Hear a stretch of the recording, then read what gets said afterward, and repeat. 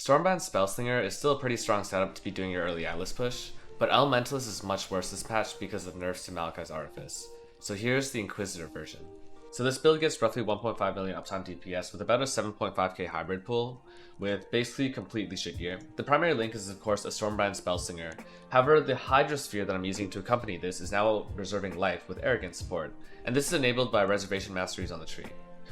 Just to clarify, Stormbind and Hydrosphere don't interact for the purposes of single target damage. Hydrosphere is just a good way to help out your clear and also apply Onslaught. You give it a Herald of Ice, but with more perks. I'm now running a Petrified Blood as well as a Vitality on the rest of my mana, and I still have a decent amount of my mana left over, but you can lower the level of your Vitality if you'd like to. A Frenzy with faster attacks and power gen on crit is giving me both power charge generation and triggering my Stormbind and my Hydrosphere. Normally you wouldn't want to run Peacock on Frenzy because of your effective crit being fairly low, but because Inquisitor has so much generic crit, you actually have a decent crit chance, and you actually do get pretty good power charge generation from this. Assassin's Mark is the curse of choice, and Sigil of Power gives us a tiny bit more damage if we can just get up to one stage.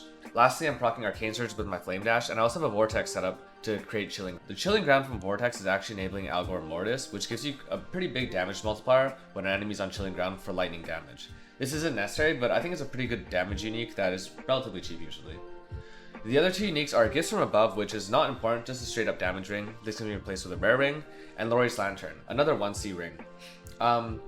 The unlucky modifier is quite nice because we're always on low life. Otherwise, you want to use the Deafening Essence of Wrath to craft this wand. It should cost somewhere between the range of 5 and 15 chaos to get something decent. Everything else is just looking for life and energy shield. Rather than using a tabula, you want to look for a 6-link rare base fairly early on so that you can craft the Gravicius mod of gain 10% max life as max ES. This is pretty big for Inquisitor because you have hybrid regen. That's honestly the entire build, which is why I think it's a fairly good league starter, especially for players like myself who aren't very good at gearing.